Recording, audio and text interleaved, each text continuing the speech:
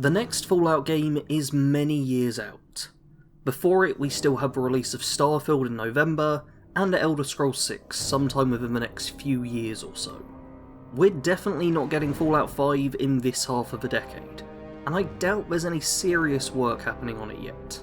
But that means there's still time to decide how the game will be shaped, so I figured, why not pitch my own idea of what the next Fallout game could look like? And after several months' work, I came up with a setting, timeline, characters, factions, equipment, main plot, themes, and a whole lot more. In fact, I came up with so much stuff that it wouldn't fit into just one video. Instead, this is going to have to be a weekly series. This video will go over the very basics of what I'd want the game to be, setting, general plot, and so on. You'll essentially be getting an elevator pitch, and if you like what you hear, then you'll want to stick around, as each week I'll go over a different aspect of the game in far greater detail. But that's getting ahead of things. Let's start off with the basics of my pitch for Fallout 5 Raiders of New York. There's a few things to go over just from the title alone. First off is a minor detail. I've given it both a number and a name, as I don't really care if it's the next mainline entry or a spin-off, and could happily function as either.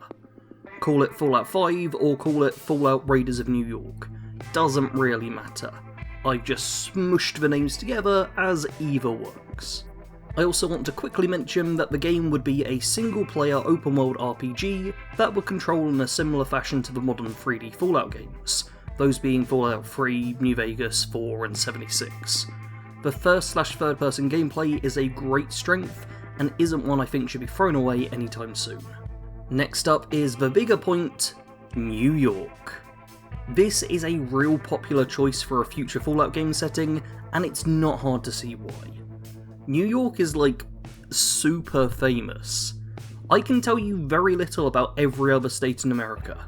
I have no real idea what Idaho, Ohio, or the Dakotas look like, but New York I know. It's a state and a city with a real international appeal. While Appalachia, Boston and California are all fine, probably, they're the kind of places with nothing iconic for those outside the states. If you're from those areas, then it's really cool seeing familiar sights, but the rest of us miss out on that feeling. But it doesn't have to be that way. Both Fallout 3 and Fallout New Vegas show us that it's more than possible to give that feeling to outsiders, with sites like the ruined White House or revamped Strip. These are locations which are familiar to foreigners like me, and give us a real sense of reference to compare and contrast what's happened to them with the apocalypse. This same feeling can easily be replicated with a Fallout game set inside of New York. If I walk down a post-apocalypse version of 42nd Street, then you bet it's going to send shivers down my spine. But that alone isn't enough to justify the location for everyone. So let's now talk a little about the variety of locations within New York. You've got Long Island, Queens, the Bronx, Manhattan, Yonkers, which deserves to be included for name alone, and my personal favourite, Hastings-on-Hudson. Sure, I only care about it because I'm from Hastings in England, but I just learned there's a Hastings in New York, so screw it, it's in the game. That's a half dozen noteworthy locations around the area of New York City itself, but I wouldn't want this game to just be NYC, nor would I want it to be the full state squished together. Instead, I'd have New York City as the endgame area, and a large section of the map would actually be made up of Connecticut. In fact, I'd have the map as a whole look something like this. Ah, yes, what a beautiful map. I truly am a skilled creative. Alright, so I'm no good at making maps, but this here is just meant to give you a rough idea of the map overall. Typically, these maps get squished about a fair bit compared to how things would be in real life, so there's plenty of liberties to take here. There are a few key elements, and that's what I'll focus on. First is size. This square is roughly 20,000 square miles. This would make it bigger than Fallout 3, New Vegas, 4 and Brotherhood of Steel, but smaller than 76, 1, 2 and Tactics. A nice middle ground overall, so size isn't an issue I've ever had to deal with no matter what my exes claim. Next is the overall structure of the land. The top half of the map is largely open, giving plenty of free land to explore. The Hudson River creates a nice natural barrier to the west, which could be used to either lock out some high level locations, or as a full impassable barrier, depending on how exactly you choose to squish and relocate areas. Then on the south side of the map, we have what I refer to as the Big Wet. This large body of water would prevent players from entering the endgame area from any but the main entrance area, located in the southwest corner of the map. NYC and Long Island would be the endgame areas, and they have a perfect natural barrier to make them unreachable on foot, except for by a very specific route. There are great inbuilt barriers on this map which can help to avoid the dreaded impassable threats from Fallout 4, or random fields of top tier enemies directly outside the starting area in New Vegas. The player would start at the north of the map with a large area to explore as they please, with the highest tier area being naturally hard to reach with no added obstacles required. Speaking of where the player starts, you may have been wondering why this map has a path from New York City to Agawam. Most of you are probably wondering what Agawam even is, and those of you who aren't are probably screaming at my terrible pronunciation of it. But guess what? We've already been to Agawam, because that's where Nuka World is. Well, maybe. All we actually know is that Nuka World is in Massachusetts, which, oh wow, I really can't pronounce that, can I? Oh dear. But there's some speculation that it's meant to replace the real-world Six Flags, previously Riverside Park, which is located in Agawam, Massachusetts, a city just outside of Springfield. By having the map drawn like this, we can start out in Nuka World and have the player make their way to New York. The Nuka World we start out in wouldn't be the same as when we last saw it though. Oh no, it's changed a fair deal in the past 20 years. What's this? A transition to the timeline of the game? Hell yeah. So this Fallout game would take place in the year of 2307, 20 years after the events of Fallout 4.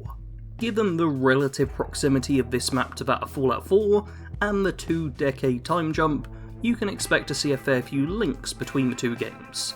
A lot can still happen in 2 decades though, and the only shared location between the games will be Nuka World, so don't think of this as a pure sequel of the events of that game, but do expect to see some familiar faces in future videos.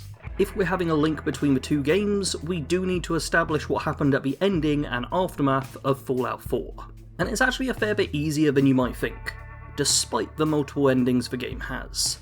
Out of the 4 main factions that Fallout 4 housed, the only to avoid catastrophe in every ending are the Minutemen. Worst you can do with them is never talk to them and just leave Preston in the Museum of Freedom. For the Institute, Brotherhood and Railroad, there are playthroughs where they get taken down. So let's have that happen. I wouldn't want an exact description of what happened to the factions to feature in my Fallout game, instead just vague talk of how the Institute exploded, the Pridwen fell, and the Railroad seemingly vanished from existence, returning to rumours.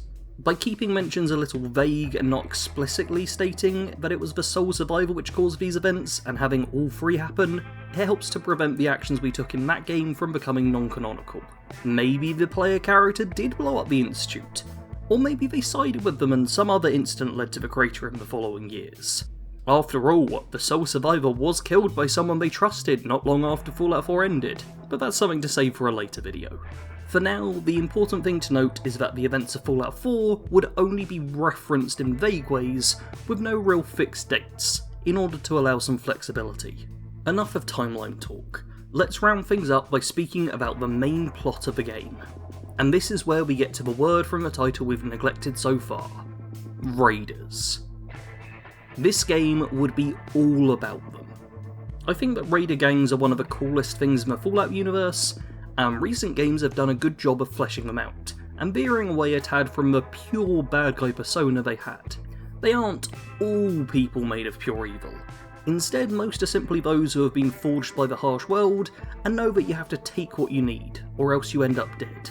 By having the game focus on Raider gangs, we can have a real deep look at the idea of morality, what actions can be justified, and which take things too far. Sorry, I'm getting a little off topic here, let's get back to the main plot from the player character's perspective.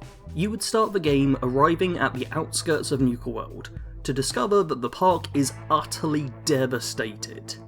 It is clear that something terrible happened here, and it seems the fighting isn't over yet, as 2 gangs promptly start firing on each other. This is where the first major player choice would come in. One of the gang leaders is being somewhat friendly towards you and requesting help. The other is screaming and cursing while returning fire at the first. You could do the standard thing and help out a friendly gang, or you could gun them down and side with the more loudmouth ones, or you could sit out entirely. No matter what you do though, eventually one side will retreat, and you will learn of what's happening. New York is a battleground. Various gangs are fighting over it, trying to gain control and rule it once and for all. And guess what? The gang that won that first fight wants in on the action. Just about every faction wants to be in charge, and it's down to you to decide who comes out on top. Which gangs survive and which are wiped out will come down to what choices you make, and in the end, the flag atop the Statue of Liberty will be yours to decide. It's a simple enough premise for the main story, and I think that's a good thing. The complexity should come about from the characters you meet, changing a simple task into one fraught with danger and tough choices. There's also no guaranteed urgency to this task. You could decide your character doesn't care about who's on top, and avoid the main story entirely, focusing on side quests and the like without the added weight that your vault is going to die or your relative is waiting to be found. This is an open world game, and playing it the way you want should be a priority, so as far as I'm concerned, the more open the main story, the better. This route also allows for a whole host of factions to be met, and each one could end up with their own ending. Different factions would be catered to different approaches. Like to play Fallout as a melee build? There's a faction for that. Prefer lasers and high-tech gadgets? There's a faction for that too. Don't like combat at all and want to play the game without killing anyone? Well, guess what? There's a faction for that as well. More factions mean more ways to play that actually fit. It's a tall order, but boy would it be worth it. Well, seems the elevator ride has come to a close, so I guess my pitch will have to end there.